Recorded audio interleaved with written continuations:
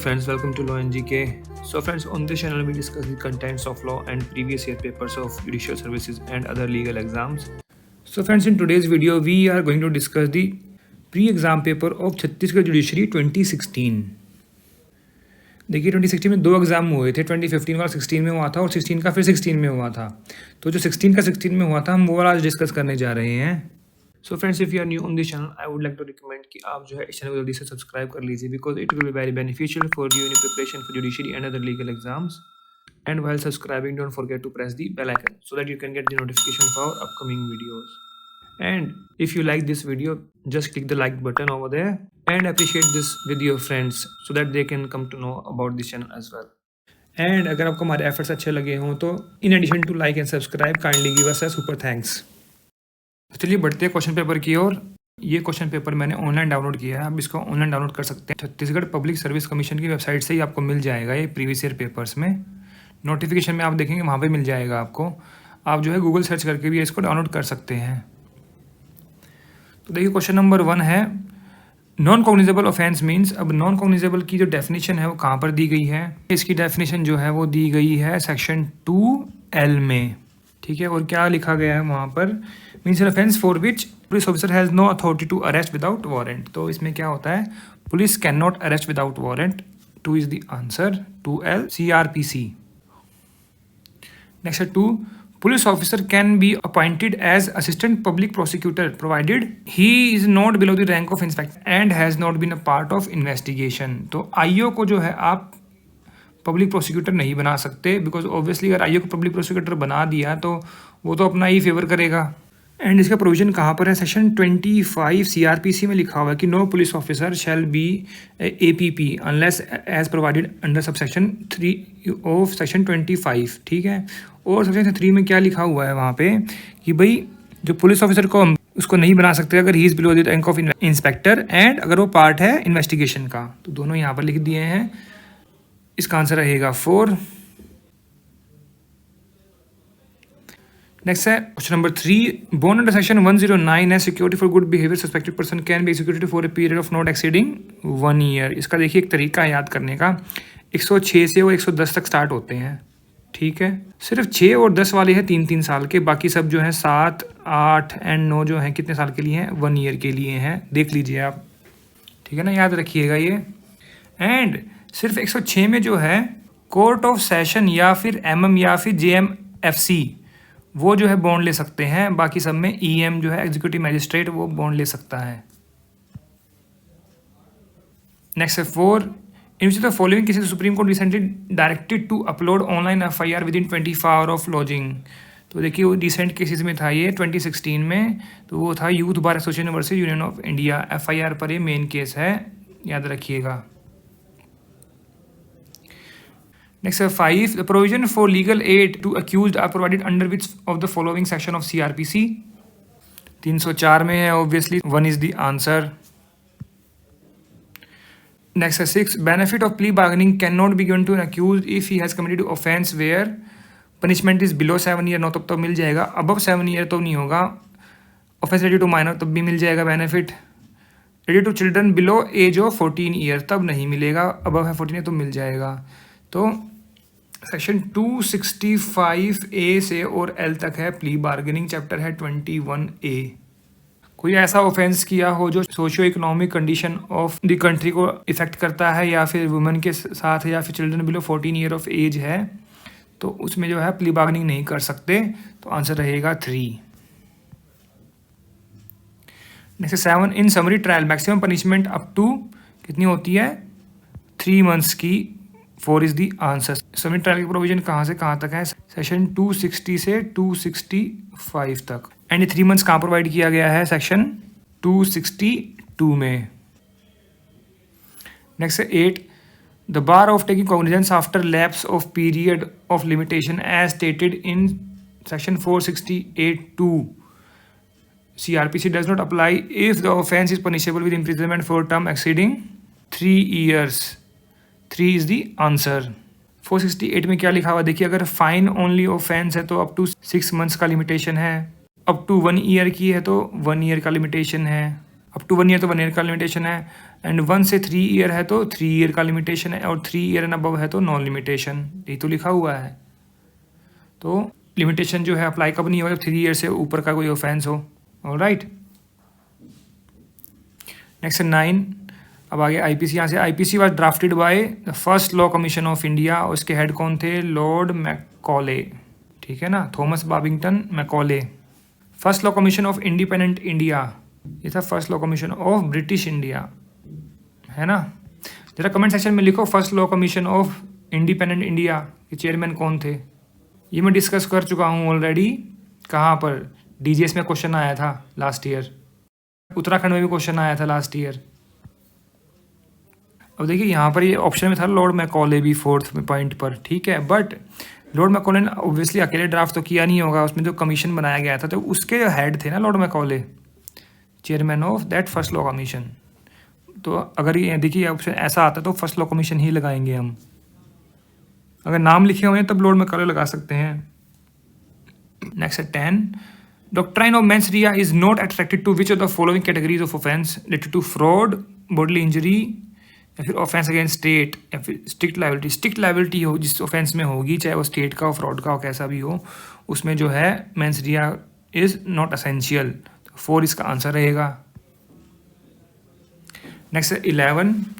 To which of the following is IPC not applicable. देखिए तो पहले तो JNK था उस टाइम पर, ये तो इसका आंसर 1 बताया गया, लेकिन after the recognisation act of Jammu Kashmir 2019 से ये सब जो है चेंज कर दिया गया। अब IPC is applicable to whole of the India. Next है 12। Nothing is an offence which is done by a child under age of 7 years. So क्या बोलते हैं लैटिन टर्म, डोली इनकपैक्स। एंड सेक्शन कौन सा आईपीसी का, सेक्शन 82। देखिए अभी तक हमने 12 क्वेश्चन कर लिए, 12 क्वेश्चन में से आपको एक भी ऐसा दिखा कि जो हमने आज तक डिस्कस ना किया हो मेरे इस चैनल पर, किसी ना किसी। अब यूपी की सीरीज़ देख लो आप, जो बच्चे यूपी की तैयारी कर रहे हैं एंड छत्तीसगढ़ का एग्ज़ाम देने वाले हैं, जिन्होंने सारे वीडियोस देखे हैं आईपीसी के, कॉन्स्टिट्यूशन के, आईपीसी के, सीआरपीसी के, तो बताओ मुझे कोई ऐसा क्वेश्चन दिखा अभी तक आप जो कि हमने डिस्कस ना किया हो। ऐसा नहीं कि हम प्रोविजन डिस्कस नहीं करते, ऑब्वियसली हम इसको डिटेल में डिस्कस नहीं करेंगे, ऐसे डिस्कस नहीं करेंगे, बिकॉज हम यहाँ पर सिर्फ क्वेश्चन डिस्कस कर रहे हैं आपके साथ।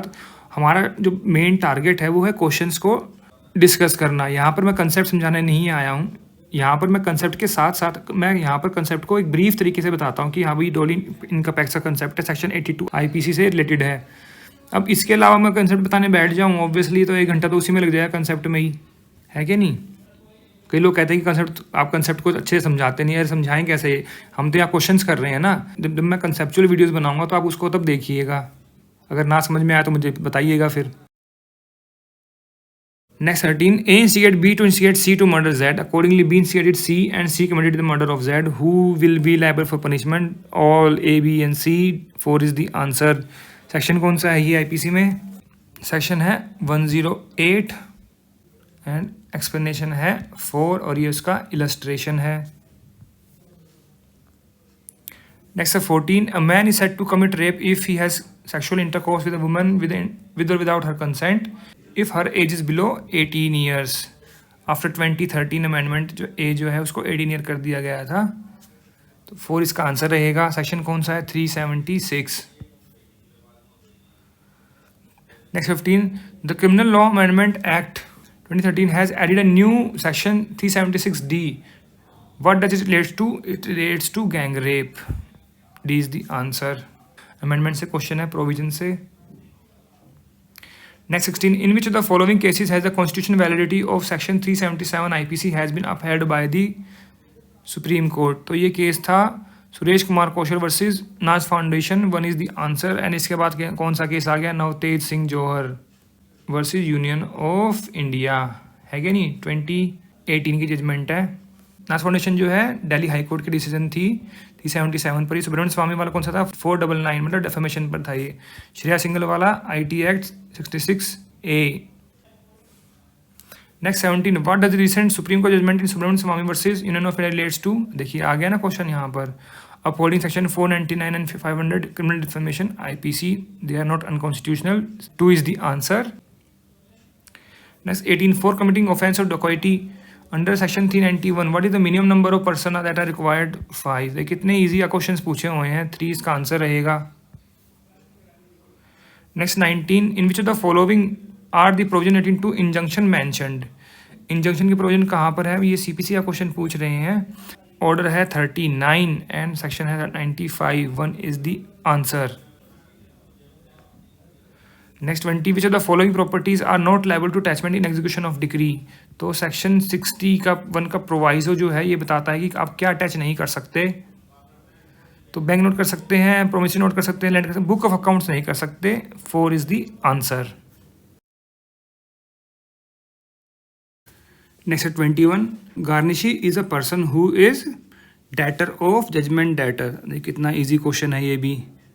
3 इसका आंसर रहेगा। और प्रोविजन कहाँ पर प्रोवाइड किया गया है, ऑर्डर 21 रूल 46A में क्या है, notice to garnishee, and 46B में क्या है, ऑर्डर टू गार्निशी। उसको ऑर्डर देंगे कि भाई आपके पास जो पैसा है जजमेंट डेटर का वो आप जो है कोर्ट में जमा करेंगे या फिर डिग्री होल्डर को देंगे। ओके।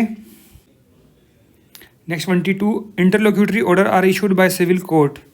कब किए जाते हैं, during the pendency of civil proceedings. जो भी सिविल प्रोसीडिंग चल रही हैं during the civil proceedings court जो भी ऑर्डर पास की क्या बोलते हैं उसको, interlocutory orders. 1 is the answer.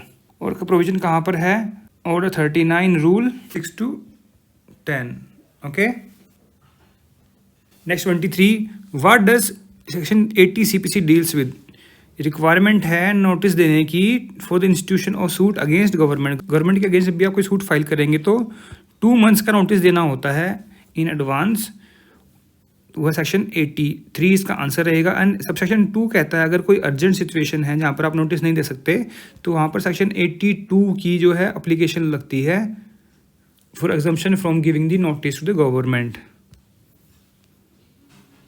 Next 24 under CPC as amended 1999 the number of adjournments are limited to 3। 4 is the answer. और ये कहाँ प्रोवाइड किया गया है, एडजमेंट का ऑर्डर कौन सा है, ऑर्डर है 17 एडजमेंट्स एंड रूल 1 में ये लिखा गया है 3 एडजमेंट्स आप दे सकते हैं, उससे ज़्यादा नहीं दे सकते। Next 25 which of the following is not a part of expression decree as defined in section 2(2) of CPC. तो एजुडिकेशन बाय सिविल कोर्ट ये तो है, conclusive determines the right of the party yes ये भी है, फॉर्मल एक्सप्रेशन ऑफ एजुडिकेशन ये भी है, any order dismissal for default ये नहीं है। 3 इसका आंसर रहेगा। और प्रोविजन बता ही दिया यहाँ पर। Next 26 what do the provisions of section 11 CPC deals with. It deals with res judicata obviously.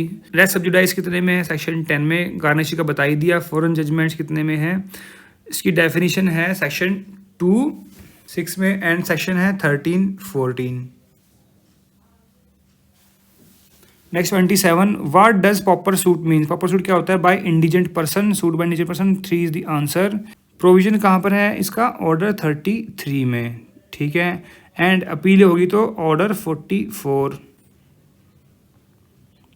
Next 28 provision for settlement of dispute outside court has been provided under section 89। 2 is the answer.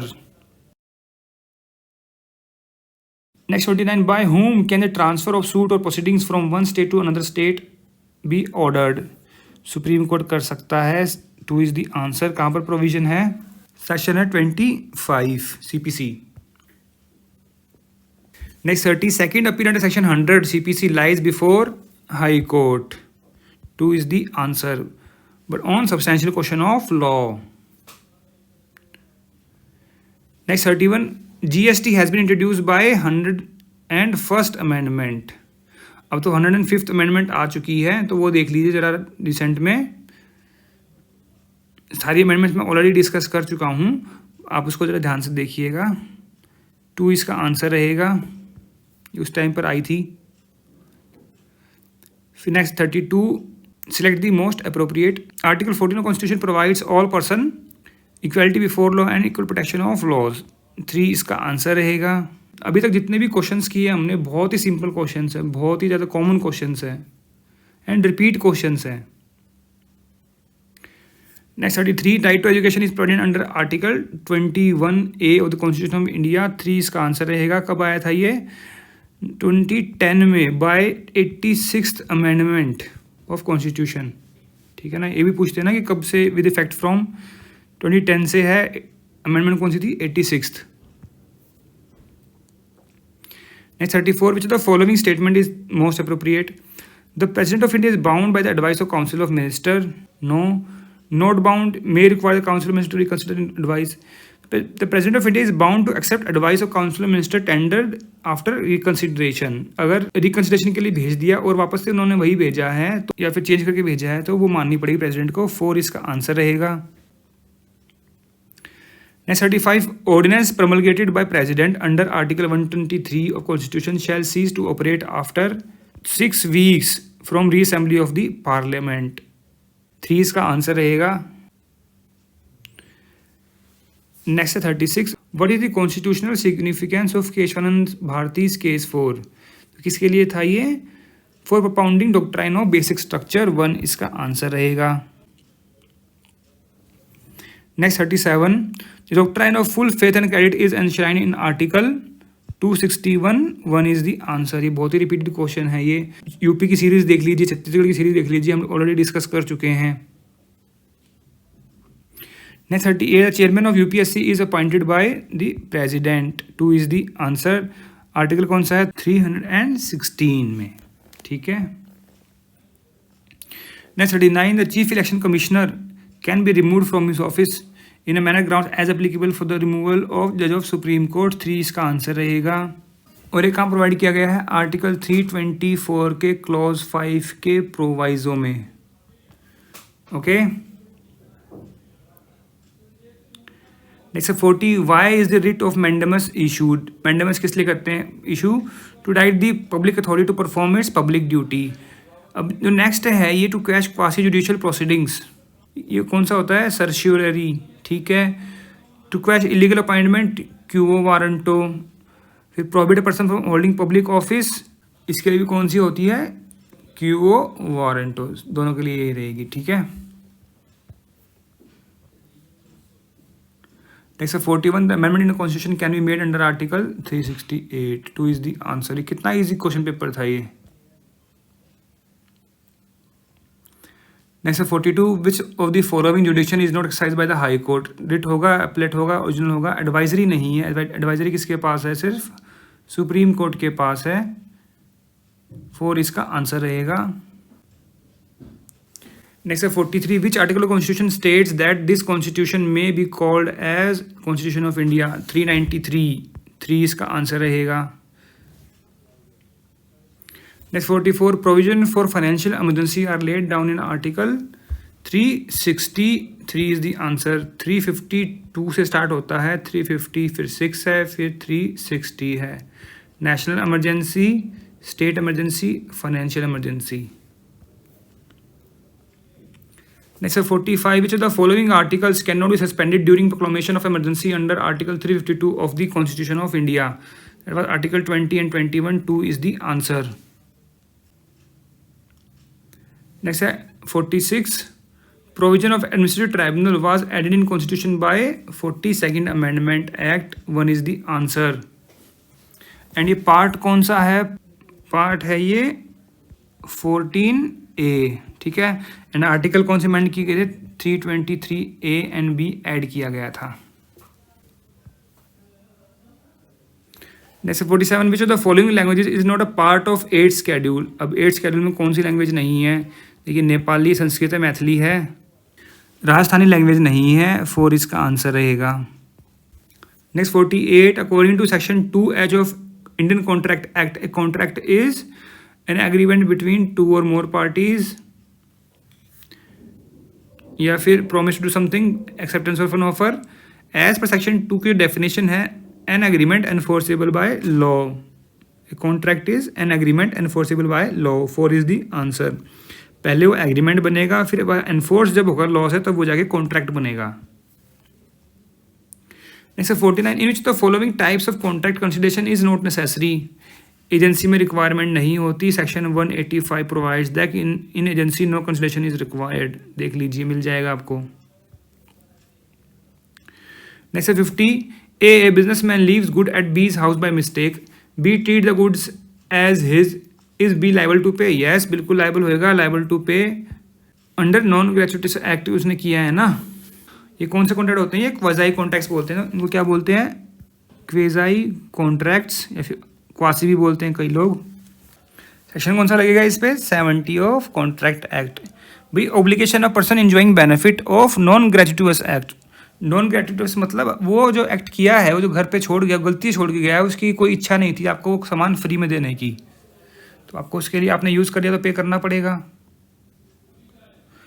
Next 51, contract of insurance is a contract of indemnity. भाई जब death होगी तब हम आपको पैसा देंगे, indemnity है ये। And this is also a contingent contract, happening of an event, जब वो हैपन होगा तब जाके वो कॉन्ट्रैक्ट होगा, ठीक है ना।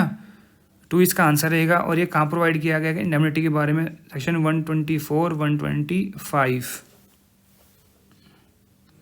Next 52, a person appointed by an agent under the authority of principal is known as substituted agent. 2 is the answer. अब देखिए यहाँ पर एक वर्ड है अंडर द अथॉरिटी। अब यहाँ पर अंडर द अथॉरिटी ने लिखा होता भैया बाय एन एजेंट, ठीक है। सिर्फ एजेंट ने अपॉइंट किया तो वो क्या होता? वो होता सब एजेंट। अब लेकिन हम प्रिंसिपल ने पूछ के किया कि भाई मेरे को एक बंदा और चाहिए, आप बताओ, जब मैं नहीं होऊंगा तो वो मेरी जगह काम करेगा, तो क्या हो गया? ऑब्वियसली सब्स्टिट्यूट एजेंट हो गया।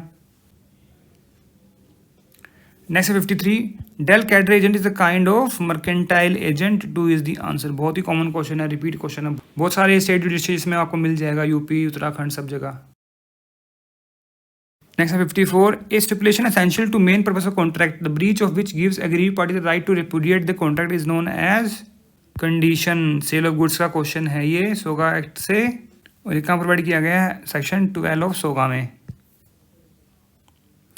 Next 55, A owes B ₹10,000, A pays to B and B accept ₹7,000 in full satisfaction of the claim, it amounts to remission. 2 is the answer. Section कौन सा लगेगा? 63 of contract act. Next 56, amendment in negotiable instrument act 1881 made in 1988 has introduced an important provision relating to dishonour of cheque. 2 is the answer. Section कौन सा है? 138। Next 57, which of the following is true about a bank draft? It is a promissory note, no negotiable instrument. It is not a negotiable instrument, नहीं ये negotiable instrument है। It is very much like a check, yes बिल्कुल होता है। जैसे ही आप जो demand draft bank में देंगे, जिसका नाम पे डिमांड ड्राफ्ट होगा उसको पैसे मिल जाएंगे, like a cheque. 3 is the answer. Bank draft की कोई डेफिनेशन नहीं बताई गई है एक्ट में, सिर्फ इसका रेफरेंस दिया गया है सेक्शन 85A में। एंड सेक्शन 131 कहता है कि जो चैप्टर है वो ड्राफ्ट पर भी अप्लाई होगा और ऐसे अप्लाई होगा जैसे कि वो एक चेक हो। सेक्शन 131A वहाँ पर ही लिखा हुआ है of negotiable instrument act. Next 58, the following is true about inchoate instrument. क्या होता है? It is an incomplete and blank negotiable instrument. Yes बिल्कुल ठीक है, 2 इज द आंसर। इनकोएट का मतलब क्या होता है? इनकम्प्लीट। ये आईपीसी में पूछते कि इनकोएट क्राइम कौन सा है? Attempt is an inchoate crime. Next 59, before initiating criminal proceedings for dishonor of check, within how many days receipt of information about dishonor should the payee of the check issue a notice? 30 days का notice देना पड़ेगा। 2 is the answer. कहाँ लिखा हुआ है? 138 में ही। Next 60, which of the following is not considered as evidence? तो स्टेटमेंट ऑफ विटनेस होता है, electronic record produce before court, document produce before court. Affidavit is not an evidence. 1 is the answer. Next 61, testimony of hostile witness is to be considered with caution and to be corroborated. 4 is the answer. And hostile witness का provision कहाँ पर है? Section 154 में। Next 62, which of the following is true about FIR? It is not a substantive evidence. Yes, primary evidence, documentary सब गलत है। 1 इसका answer रहेगा। FIR की बात कहाँ पर की गई है? सेक्शन 154 में बताया गया है कि फर्स्ट इन्फॉर्मेशन रिपोर्ट जो देनी है, बट ये कोई सब्सटेंटिव एविडेंस नहीं है। ये सिर्फ जो इन्फॉर्मेशन प्रोवाइडर है उसको कॉन्ट्राडिक्ट करने के लिए यूज़ कर सकते हैं। Next 63, admission is a conclusive proof है? नो। एस्टोपल है? No, not a conclusive proof but may operate as estoppel. 3 is the answer. बिल्कुल ठीक है, 3 इसका आंसर रहेगा। और ये कहाँ प्रोवाइड किया गया है? सेक्शन 31 में लिखा गया है ये चीज़। Next 64. In which of the following cases was video conferencing allowed? That was Polanski versus Condé Nast publication. 4 is the answer. Next 65. In which of the following cases is the character of person relevant? Civil cases में होगा, yes. Criminal में भी होगा. Both हो जाएगा इसका answer. यहाँ both भी लिखते तब भी आंसर ठीक था, या फिर 1 और 2 लिख देते तब भी ठीक था. 4 इसका आंसर है. सेक्शन कौन सा है? 53, 54. Next 66. In which the provision of Evidence Act special provision as to evidence relating to electronic evidence was added? 65A and B both. 1 is the answer. Next 67. In election petition, the burden of proof lies on the person who challenged the election. 2 is the answer. Next 68. What does section 113B of Evidence Act deals with? It deals with dowry death presumption. Presumption भी लिखना चाहिए. Presumption as to dowry death. Dowry death का provision नहीं है but presumption है इसमें. 3 इसका answer रहेगा. Next 69. Select the most appropriate statement. Child born during the marriage is a conclusive proof of legitimacy. Statement तो ये ठीक है बट अधूरी है. Child born during marriage may be presumed as legitimate child. May be presume नहीं है, conclusive proof है. फिर child born during marriage shall be considered as conclusive proof of legitimacy unless rebutted. ये है कंप्लीट स्टेटमेंट. 3 इसका answer रहेगा. फिर 4. No presumption will be drawn about a child born during marriage. ये गलत है. एंड ये प्रोविजन कहाँ पर है? ये है प्रोविजन सेक्शन 112 एविडेंस एक्ट में. All right.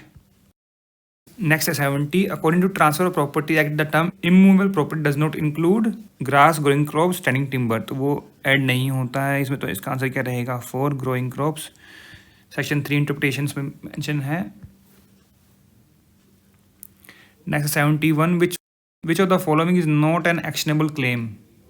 लॉटरी टिकट है, yes. Beneficial interest in movable property which in possession of the claimant. ये नहीं होगा. 2 is the answer. Arrears of rent, life insurance policy, ये एक्शनेबल क्लेम्स हैं. Next 72. Rule against perpetuity is applicable to movable, immovable या फिर both. Both पे रहेगा. 3 is the answer. और ये सेक्शन कौन सा सेक्शन है? 14 TPA. नेक्स्ट है 74. What does section 53A of transfer property act deals with? Part performance obviously. Dependence कितने में है? 52 में. स्पेस सक्सेशन की बात कहाँ पर की गई? सेक्शन 6 में की. जो है ट्रांसफर नहीं हो सकता. राइट ऑफ अनबोर्न चाइल्ड, ये कितने में है? Transfer for the benefit of unborn person, मतलब चाइल्ड, सेक्शन है 13. Next 74. A in lieu of debt from B hand over the possession of his house to B with the covenant to transfer property in favour of B but with the provision that retransfer in case of repayment of debt. This type of mortgage is also known as English mortgage. English mortgage होती है. 2 इसका answer रहेगा. Mortgage के बारे में कहाँ पर लिखा गया है? सेक्शन 58 TPA में. इन सबकी डेफिनेशन वहाँ पर दी गई हैं. Next 75. Which of the following mortgages can be made without writing? तो कौन सी कर सकते हैं? इक्विटेबल मोर्टगेज कर सकते हैं without writing. 1 is the answer. सिर्फ डिपॉजिट ऑफ टाइटल डीड करना होता है इसमें, वो मोर्टगेज बन जाती है. बाकी सब में जो है एग्रीमेंट रहता है. अगेन सेक्शन 58 है. Next 76. Transfer of right to enjoy an immovable property in consideration of price is known as lease. क्या होता है? ये लीज होती है. लीज के बारे में कहाँ पर मेंशन किया गया है? 105 से और 117 तक. 105 में डेफिनेशन है लीज की. Next 77. Transfer property is not applicable to sale of goods. Goods पर अप्लाई नहीं होता because sale of goods act एक डिफरेंट एक्ट है. ठीक है ना. 4 इसका आंसर रहेगा. गिफ्ट्स, एक्सचेंज, लीज सब ये मेंशन किया हुआ है TPA में. Next 78. Transfer property by ostensible owner for consideration shall not be voidable provided that transfer acted in good faith. 3 is the answer. And transfer by ostensible owner कहाँ पर mention किया गया है? सेक्शन 41. और ये वहीं पर ही मेंशन किया गया है. Next 79. Chance of an heir apparent succeeding to an estate can not be transferred. मैंने बताया ना कौन सेक्शन में? सेक्शन 6 में मेंशन किया गया है ये. 2 इसका आंसर रहेगा.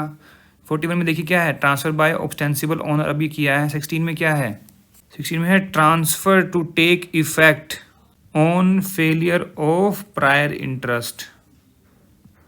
एंड 10 में क्या है, कंडीशंस है रेस्ट्रेनिंग एलियनेशन। ओके, नेक्स्ट है 80 during period of legal disability the period of limitation shall remain suspended. 1 is the answer. Section कौन सा है, 6 limitation act. Next 81 period of limitation is not attracted in case of a suit against trustees. 4 is the answer. ये कहाँ mention किया गया है, mention किया गया है सेक्शन 10 ऑफ लिमिटेशन एक्ट में।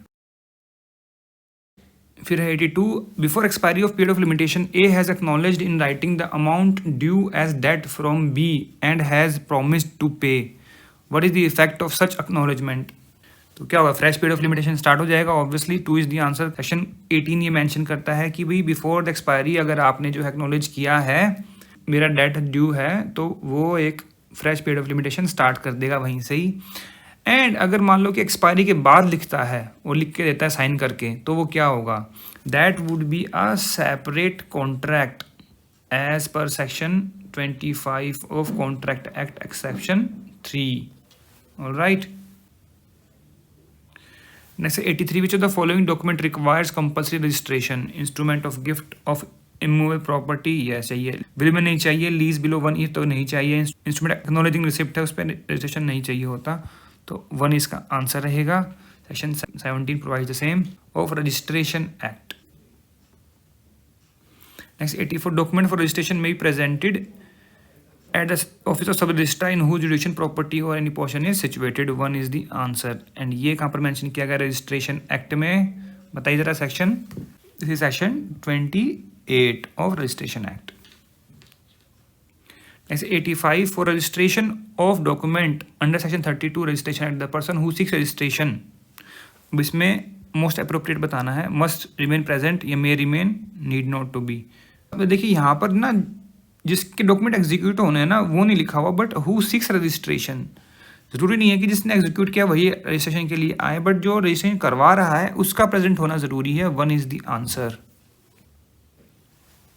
Next 86, what is the time limit for filing suit for recovery of possession of immovable property under section 6 of specific relief act? 6 months from date of dispossession। 2 is the answer। section 6 में provide किया गया है ये।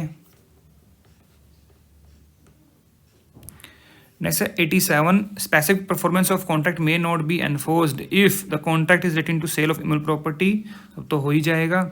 compensation money is an adequately, तब नहीं होगा। Properties held by defendant as an agent, तब हो जाएगा।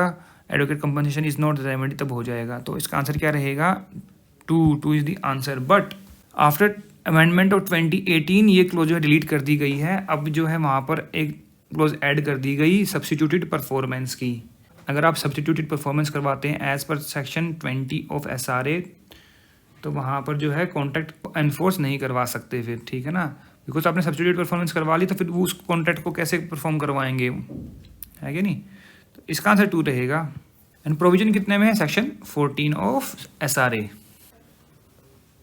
नेक्स्ट है 88, which of the following remedies is available when an instrument does not express real intention due to fraud or mutual mistake of the parties. तो क्या करेंगे, उसको rectification करवाएंगे। 3 is the answer. Rectification कितने में है, सेक्शन 26 SRA। रिसेशन कितने में है, 27। Cancellation of instrument 31, grant of injunction 36 onwards. Okay, next 89, in a suit for recovery of arrears of maintenance on what basis will the computation of the court fee be done. तो court fee कैसे आएगी, on the basis of amount claim. 1 is the answer. ये court fee act से question है ये। Section 90, if the court refer the party to the suit for settlement of dispute under section 89 CPC, the plaintiff is entitled to refund of the court fees। 1 is the answer। Because फिर court decide नहीं कर रहा ना, फिर तो settlement हो रहा है उसमें आर्बिट्रेशन में या फिर conciliation, negotiation, what ever it is. Next 91, which of the following is not a part of accommodation with in the meaning of section 2(1) of Chhattisgarh rent control act 2011। तो कौन सा नहीं आता, एग्रीकल्चर लैंड नहीं आता। 1 इसका आंसर रहेगा। गार्डन, ओपन स्पेस, NRB ये तो रहते ही हैं। 2(1) में डेफिनेशन प्रोवाइड की गई है। फिर 92 the chairman of rent control tribunal under Chhattisgarh rent control act 2011 shall be. देखिए सेक्शन 6 प्रोवाइड करता है कि स्टेट गवर्नमेंट जो है अपॉइंट करेगी चेयरमैन, जो कि होगा एक रिटायर्ड जज ऑफ हाई कोर्ट या फिर डिस्ट्रिक्ट जज। बट जी not below the rank of super time scale है, ये बात है 2020 अमेंडमेंट से पहले की, मतलब 2016 में जो आंसर बताया गया था वो यही बताया गया था। But again it was a controversial question because वहाँ पर रिटायर्ड जज भी तो ऑप्शन में था, तो इस क्वेश्चन को जो डिलीट कर दिया गया था। एंड अभी जो है रिटायर्ड जज of high court and district जज को जो है चेयरमैन बना सकते हैं रेंट कंट्रोल ट्राइब्यूनल का, जिसको अमेंड कर दिया गया by the amendment act of 2020। Alright, next है 93, in which of the following section of Chhattisgarh rent control act the right and obligation of landlord and tenants provided, that in section 12(1) इसका answer रहेगा। Next 94, what is the period of limitation for filing appeal against the order of collector of the commissioner under Chhattisgarh land revenue code, that is 45 days. 2 इसका answer रहेगा। और ये कहाँ provide किया गया है? सेक्शन 47 ऑफ LRC में। Next 95, power to make rule for regulating the preparation maintenance and revision of land records under Chhattisgarh LRC are vested in state government. 1 is the answer. And ये कहाँ प्रोवाइड किया गया? Section 121 of Chhattisgarh LRC में। Next 96, any person who extract or remove minerals from mine without lawful authority shall be liable to pay minimum penalty of 25,000 rupees. 3 is the answer. Section है ये 247 और 2011 के amendment के बाद इसको 25,000 रुपये किया गया, पहले कम था। Next 97, which of the following is not includable in the excise revenue with in the meaning of section 28 of Chhattisgarh excise act, it is fine imposed by the court. 4 is the answer. Next 98, select the correct statement. Import and export of intoxicants is totally prohibited under Chhattisgarh Excise Act. Is allowed by issuing pass under. तो ये वाली statement correct है। 2 इसका answer रहेगा। और ये कहाँ provide किया गया? प्रोवाइड किया section 10 of Chhattisgarh excise act में। Next 99, which of the following is excluded from advertisement within the meaning of section 23A of Chhattisgarh excise act, that is catalogue displayed at liquor shop. वहाँ पर advertise नहीं कर सकते। 4 is the answer. Next है 100, according to Chhattisgarh excise act which of the following is correct in regard to the offences relating to import, sale and manufacture of liquor which is unfit for human consumption. Bailable offence है? नहीं, non bailable offence है ये। Application for anticipatable shall not be entertain, ये बिल्कुल ठीक है। Can be put under preventive detention, no, jail में डाल लेंगे। Will not be granted bell at all, नहीं बेल तो मिल जाएगी बट नॉन बेलेबल ऑफेंस है। 2 इसका आंसर रहेगा। और ये कहाँ प्रोवाइड किया गया है? ये प्रोवाइड किया गया है सेक्शन 49A में of Chhattisgarh excise act. So friends, यहाँ पर हमने छत्तीसगढ़ जुडिशरी का 2016 के प्री के सभी क्वेश्चंस को डिस्कस कर लिया है। अगर आपको इसमें कोई कमी लगी हो, कुछ सजेशंस हो, कोई एडवाइस हो, तो आप कमेंट सेक्शन में जाकर भी लिख सकते हैं। We always appreciate your comments and feedback. And friends, if you like the efforts kindly give a super thanks, minimum stars for 20। And अगर आपको वीडियो अच्छी लगी इसको जरूर लाइक कीजिएगा। And don't forget to subscribe our channel, and while subscribing don't forget to press the bell icon so that you can get the notification of our upcoming videos. So friends, thanks very much for watching this video. Thank you.